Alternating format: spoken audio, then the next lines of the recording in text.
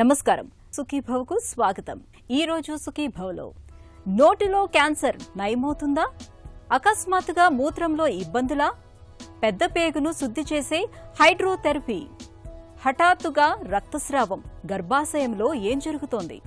ఇంకా health tip. Cancer మనకు ఎప్పుడైనా ప్రమాదకరమే. ముదిరిపోతున్న కొద్దీ ప్రాణాంతకంగా పరిణమిస్తాయి. ఏ కారణం లేకుండా వచ్చిపడే క్యాన్సర్లు కొన్నైతే మరికొన్ని మన అలవాట్లు, వ్యసనాల మూలంగా వచ్చిపడుతూ ఉంటాయి. నోటిలో కనిపించే క్యాన్సర్లు అలాంటివే. చుట్ట, బీడి, సిగరెట్, పాన్, జర్దా, కిడ్నీ వంటి అలవాట్ల కారణంగా నోటిలో క్యాన్సర్లకు బీజాలు పడుతుంటాయి. నిర్లక్ష్యం చేస్తే ప్రాణాంతకంగా పరిణమించే నోటి క్యాన్సర్ల విషయంలో మనకు ఎలాంటి అవగాహన అవసరమో, నోటిలో క్యాన్సర్లకు ఎలాంటి చికిత్స తీసుకోవాలో డాక్టర్ని అడిగి ఇప్పుడు తెలుసుకుందాం.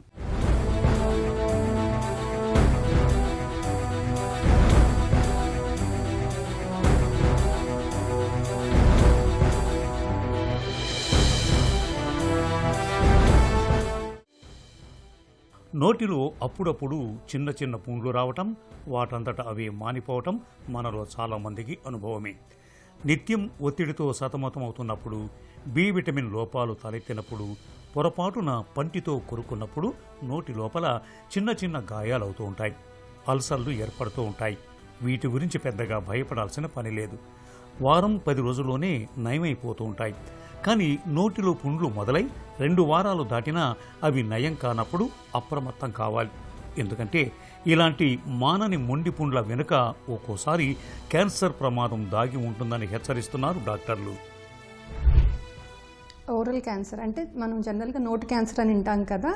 నోటి క్యాన్సర్ అంటే నోట్లో పలు భాగాల్లో, అంటే కనుక నోట్లో నాలుక మీద కానీ, బుగ్గల్లో కానీ, అంగట్లో కానీ, ఫ్లోర్ ఆఫ్ ద మౌత్లో కానీ వచ్చే క్యాన్సర్ని నోటి క్యాన్సర్ అంటాం.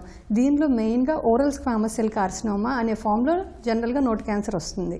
మెయిన్గా చెడు అలవాట్లు, అంటే కనుక పొగాకు నమిలే అలవాటు కానీ, పొగాకు తాగే అలవాటు ఉండడం కానీ, అంటే సిగరెట్టు, బీడి, చుట్టాలు తాగే అలవాటు ఉండడం వల్ల మెయిన్గా ఓరల్ క్యాన్సర్ వస్తుంది.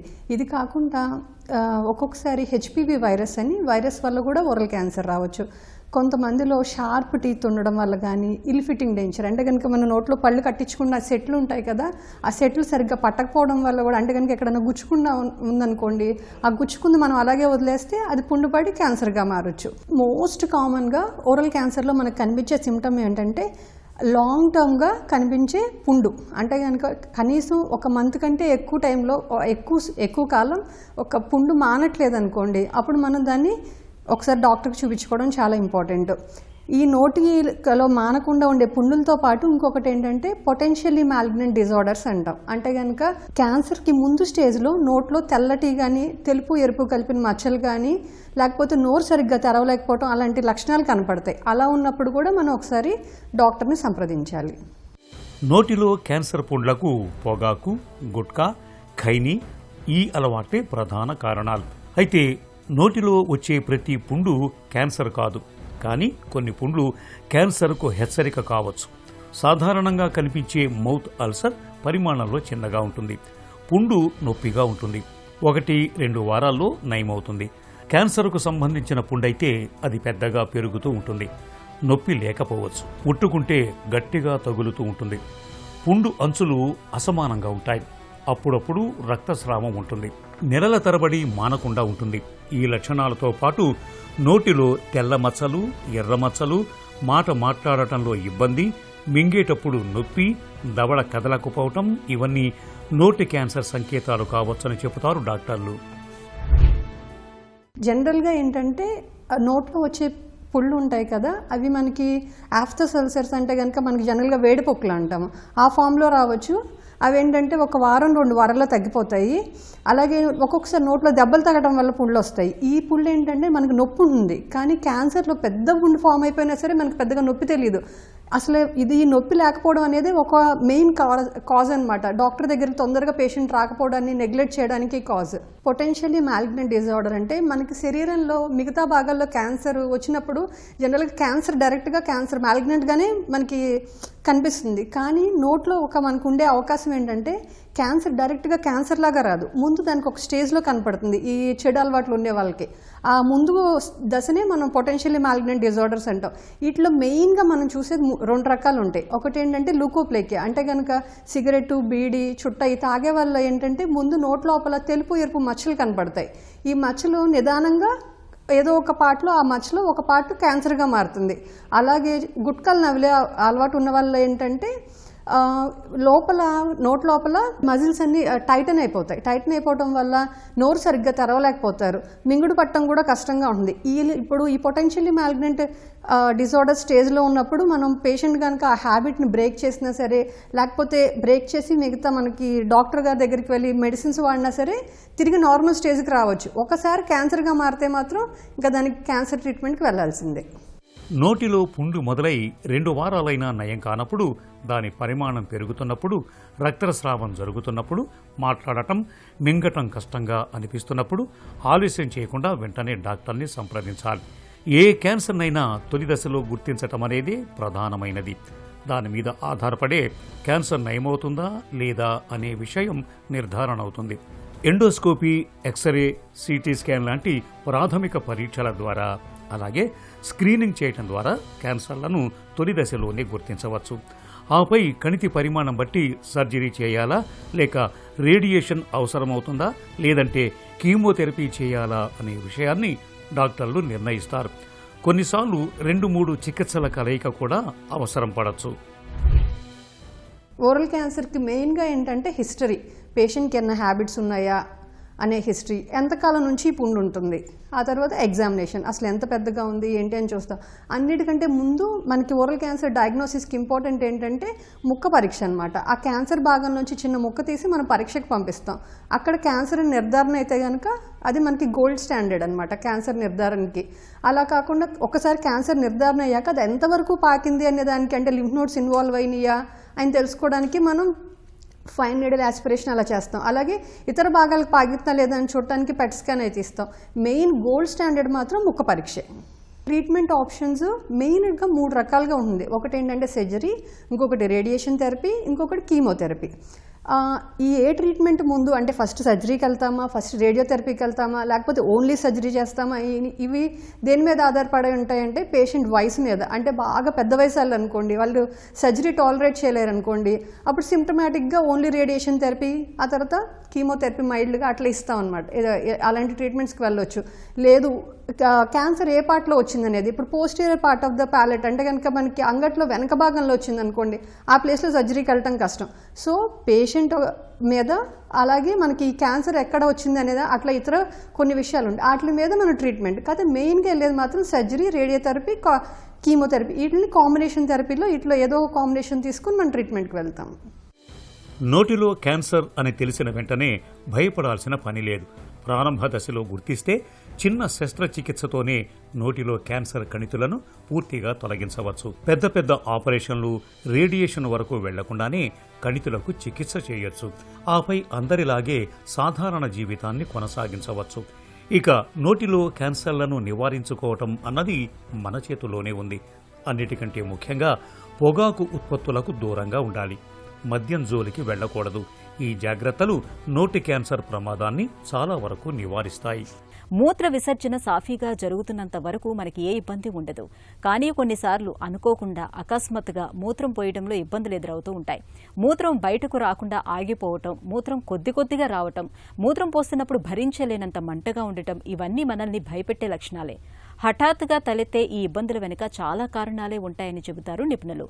సడన్ యూరినరీ ఎమర్జెన్సీగా పిలిచే ఈ సమస్యల గురించిన పూర్తి వివరాల్ని ఇప్పుడు తెలుసుకుందాం. మూత్రం పోయడంలో కష్టాలు అంటే మూత్ర విసర్జన సరిగా రావట్లేదు. మూత్రం పోయడానికి వెళ్తాం, చాలా కష్టంగా వస్తుంది, చాలా స్లోగా వస్తుంది, చాలా ముక్కిపోయాల్సి వస్తుంది, చాలాసేపు పడుతుంది. ఇది ఒక వయసు దాటిన వాళ్ళలో చాలా సహజంగా చూస్తూ ఉంటామండి. మోస్ట్ కామన్ కారణం ఏమిటి అంటే మూత్రనాళంలో, అంటే బ్లాడర్ నుంచి మూత్రనాళం ఆ ముందు భాగంలో ప్రాస్టేట్ అనే గ్రంథి పెరగడం వల్ల.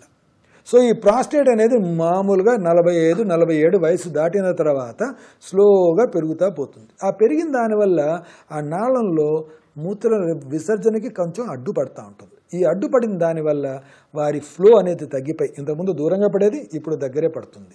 ఇంతకుముందు అంతా ఒక్కసారిగా వచ్చేది ఇప్పుడు కొంచెం వచ్చి ఆగి మళ్ళీ కొంచెం వచ్చి ఆగి మళ్ళీ కొంచెం రావడం జరుగుతుంది. ఒకసారి ముక్కినా కానీ ఫ్రీగా రాకపోవచ్చు, ఒక్కోసారి మంట పుడుతూ ఉంటుంది. పోసిన తర్వాత కూడా నేను ఇంకా పోస్తే బాగుండేమో, నాకు లోపల ఇంకా ఉన్నట్టే అనిపిస్తూ ఉంది, ఈ విధంగా కంప్లైంట్స్ చెప్తా ఉంటాయి. ఏమేం కారణాలు ఉండొచ్చు? ఇంకా వయసు పెరిగిన వాళ్ళలో క్యాన్సర్ ప్రాస్టేట్ అన్న కావచ్చు. కొంతమందికి 50 ఏళ్ల వయసులో ఉన్న వాళ్ళకి స్ట్రిక్చర్ ఉరత్ర అంటాం, అంటే మూత్రం వచ్చే నాళం సన్నగైపోయేసి ఆ మూత్రం సరిగా రాకపోవచ్చు, దానికి ఏదైనా ఆపరేషన్ చేసి సరి చేయడం జరగచ్చు. ఒకసారి స్టోన్ అడ్డం పడిన దానివల్ల కూడా కావచ్చు. సో ఈ 4 కారణాలు మోస్ట్ కామన్ అండి. కానీ మనం తెలుసుకోవాల్సింది బినైన్ ప్రాస్టేటిక్ హైపర్ట్రఫీ, అంటే non cancerous enlargement of the prostate, అది most common reason. So problem కొంచెం మైల్డ్గానే ఉందనుకోండి. ఈ మధ్య కాలంలో మంచి మెడికేషన్స్ వచ్చాయి, ఆల్ఫా బ్లాకర్స్ అంటాం, దానివల్ల మీకు యూరిన్ ఫ్రీగా రావడం అనేది జరగచ్చు. కొంచెం ఎక్కువగా ఉందనుకోండి, మినిమల్లీ ఇన్వేజివ్ సర్జికల్ థెరపీస్, అంటే మిస్ట్ అనే ప్రొసీజర్స్ చేస్తున్నాం. దాంట్లో ఐటిండ్ అని, యూరోలిఫ్ట్ అని, లేకపోతే రెజ్యూమ్ వాటర్ వేపర్ థెరపీ అని ఇవి చేస్తున్నాం. ఇంకా ఎక్కువగా ప్రాబ్లం ఉందనుకోండి, ఇలాంటి వాళ్ళలో మనం ఎండోస్కోపిక్ రిసెక్షన్ ఆఫ్ ప్రాస్టేట్, అంటే ఆ మూత్రం వచ్చే నాళంలో నుంచి ఎండోస్కోప్ అనేది పాస్ చేసి ఆ గ్రంథి ఏదైతే అడ్డంగా ఉందో దాన్ని తీసేయడం అనేది జరుగుతుంది. సో ఈ విధంగా సిచ్యువేషన్ బట్టి, సివియారిటీని బట్టి, పేషెంట్ వయసును బట్టి, ఆయన పేషెంట్ ఎక్స్పెక్టేషన్స్ బట్టి మనము ఈ విధంగా 3 రకాలైన ట్రీట్మెంట్స్ మనం సెలెక్ట్ చేసుకుంటూ ఉంటాం. ఇంట్లో చెత్తా చెదారం పేరుకుపోతే చీపురు పెట్టి ఊడ్చేస్తాం. ఇదే సూత్రం మన ఒంటికి వర్తిస్తుంది.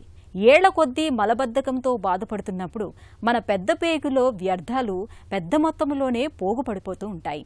ఇలాంటప్పుడు డాక్టర్లు చాలా సందర్భాల్లో ఎనిమాను సిఫార్సు చేస్తూ ఉంటారు. అయితే ఇటీవలి కాలంలో ఎనిమా కంటే సౌకర్యవంతమైన హైడ్రోథెరపీ మనకు అందుబాటులోకి వచ్చింది.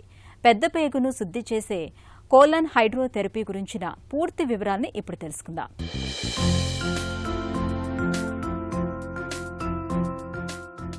ఏళ్ల కొద్దీ మలబద్ధకంతో బాధపడుతున్నప్పుడు మన పెద్ద పేగులో వ్యర్థాల మోతాదు కూడా పెరిగిపోతుంటుంది.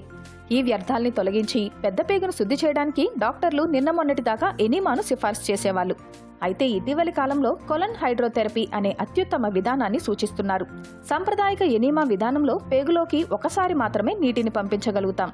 అదే కొలన్ హైడ్రోథెరపీ విధానంలో అనేక పర్యాయాలు నీటిని లోపలికి పంపించే వెసులుబాటు ఉంటుంది. దీంతో పలు దఫాలుగా నీటిని పంపిస్తూ పేగును శుద్ధి చేసే వీలు దొరుకుతుంది. కొలన్ హైడ్రోథెరపీ అనేది చూడ్డానికి ఇదిగో ఇలా ఉంటుంది. ఎలాంటి కాలుష్యాలు లేని అత్యంత పరిశుద్ధమైన డిస్టిల్డ్ వాటర్ను ఒకంత గోరువెచ్చటి ఉష్ణోగ్రత వరకు ఈ యంత్రమే వేడి చేసుకుంటుంది.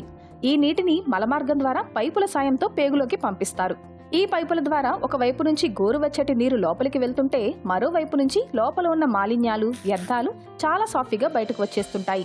ఇలా మన కడుపులోని మాలిన్యాలు బయటకు వెళ్లిపోవడాన్ని ఈ ఆధునిక యంత్రానికి ఉన్న పారదర్శక పైపుల ద్వారా మనం స్పష్టంగా చూడొచ్చు. పెద్ద పేగును ప్రక్షాళన చేసే ఈ కొలన్ హైడ్రోథెరపీ విధానాన్ని చాలా సురక్షితమైనదిగా చెప్పుకోవచ్చు. ఈ ప్రక్రియలో ఎంతో కాలంగా పెద్ద పేగులో పేరుకుపోయిన వ్యర్థాలన్నీ బయటకు వెళ్లిపోవడంతో పేగు బాగా శుభ్రపడుతుంది. అయితే కొలన్ హైడ్రోథెరపీ విధానాన్ని డాక్టర్లు అందరికీ సిఫార్సు చేయరు. గర్భిణీలకు, పేగుపూత సమస్యలు, పైల్స్, గుండె జబ్బులు, క్యాన్సర్లతో బాధపడే వారికి ఈ విధానం అంత సురక్షితం కాదు. ఋతుచక్రం మొదలైన తర్వాత నెల నెల రక్తస్రావం జరగటం సాధారణమే. అయితే నెలసరితో నిమిత్తం లేకుండా కొంతమందిలో నెల మధ్యలో హఠాత్తుగా రక్తస్రావం కనిపిస్తూ ఉంటుంది. కొంతమందికి మెనోపాజ్ తర్వాత కూడా రక్తస్రావం కనిపిస్తూ ఉంటుంది. అయితే ఇలా ఋతుచక్రంతో నిమిత్తం లేకుండా కనిపించే రక్తస్రావాన్ని సీరియస్గా తీసుకోవాల్సిందే. ముఖ్యంగా మెనోపాజ్ తర్వాత కనిపించే రక్తస్రావం మరింత ప్రమాదకరమని చెబుతారు డాక్టర్లు. నెలసరితో నిమిత్తం లేకుండా కనిపించే రక్తస్రావానికి వెనుక కారణాలు, పరిష్కార మార్గాల గురించి డాక్టర్ని అడిగి ఇప్పుడు తెలుసుకుందాం.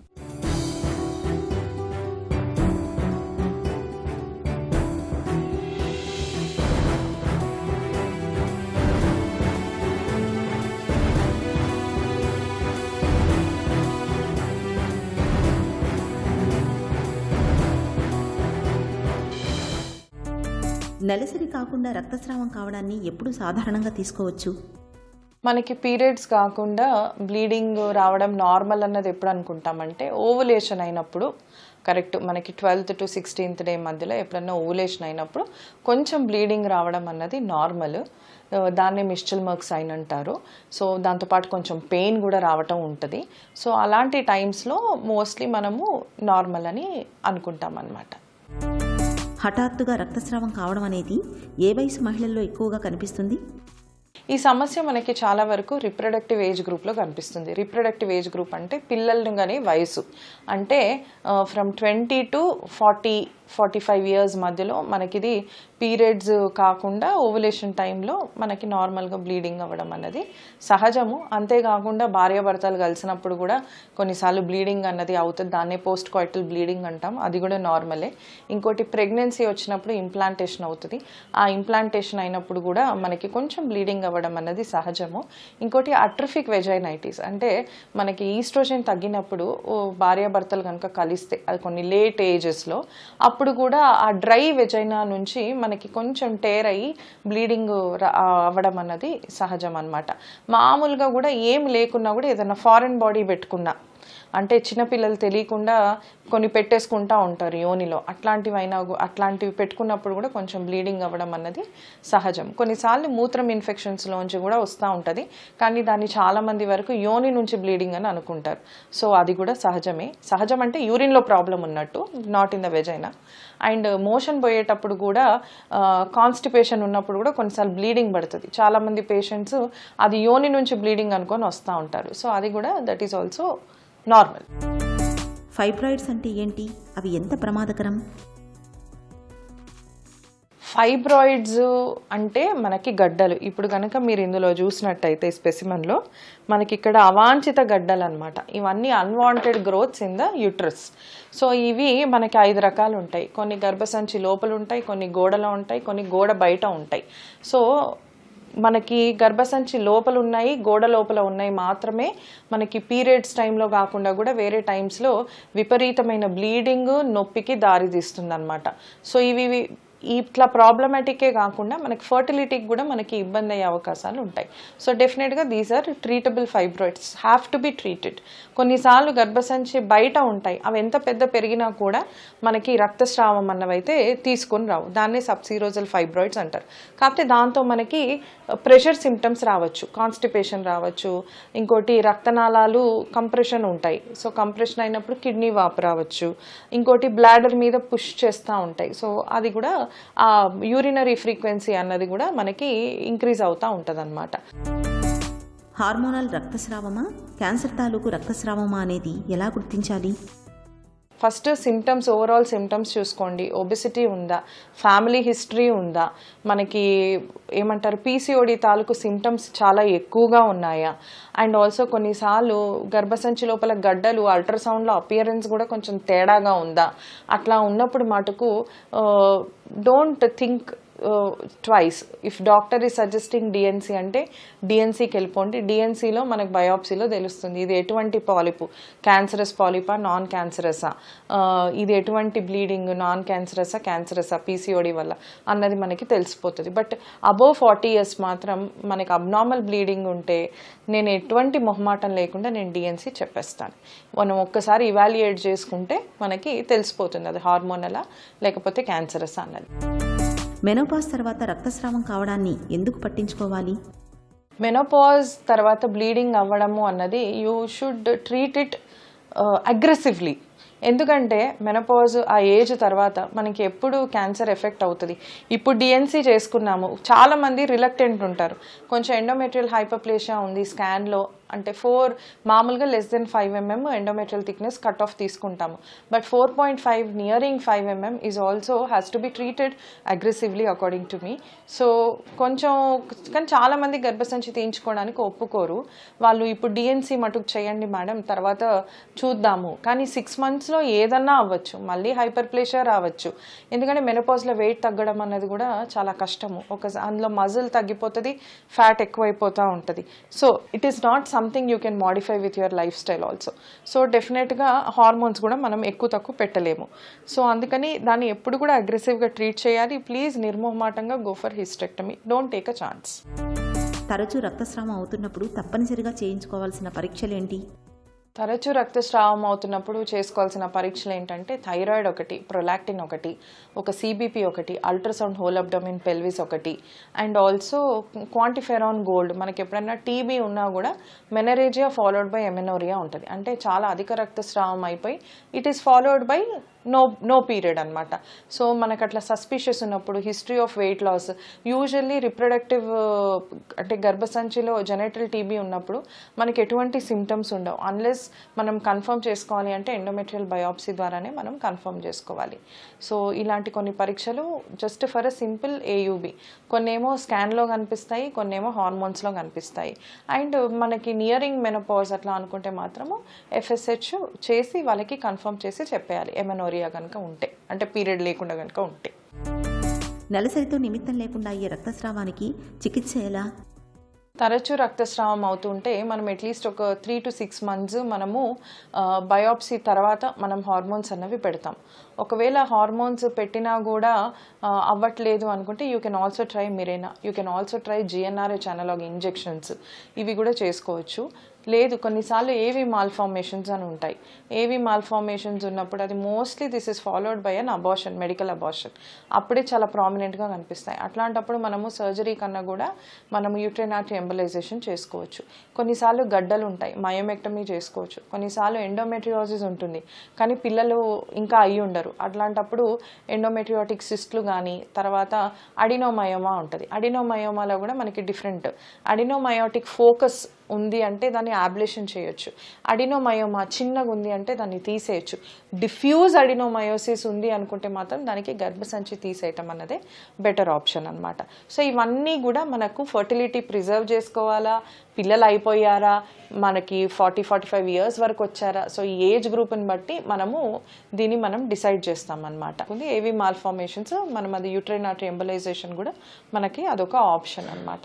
సో ఎప్పుడైతే ఫెయిల్డ్ మెడికల్ మేనేజ్మెంట్ ఉంటుందో, కన్జర్వేటివ్ మేనేజ్మెంట్ ఉంటుందో అప్పుడు మనము సర్జికల్ ఆప్షన్కి మనం వెళ్ళొచ్చు అనమాట. నెలసరితో నిమిత్తం లేకుండా కనిపించే రక్తస్రావం ఎప్పుడైనా ప్రమాదమే. ముఖ్యంగా మెనోపాజ్ తర్వాత కనిపించే రక్తస్రావం వెనుక చాలా వరకు క్యాన్సర్ కారణంగా ఉండే అవకాశం ఉంటుంది. కాబట్టి తరచూ రక్తస్రావం కనిపిస్తున్నప్పుడు ఆలస్యం చేయకుండా వెంటనే తగిన వైద్య సాయం పొందాలి. ఇక ఈరోజు కార్యక్రమాన్ని ముగించే ముందు ఒక చిన్న చిట్కా మీకోసం. హై బీపీతో బాధపడుతున్నప్పుడు నిత్యం అవిసె గింజల్ని ఏదో ఒక రూపంలో తీసుకోవడాన్ని అలవాటు చేసుకోండి. వీటిలో ఒమేగా-3 ఫ్యాటీ కొవ్వులు, యాంటీ ఆక్సిడెంట్లు దండిగా ఉంటాయి. ఇవి రక్తపోటును చక్కగా అదుపులో ఉంచుతాయి. అంతేకాదు రక్తంలో కొలెస్ట్రాల్ను కూడా తగ్గిస్తాయి.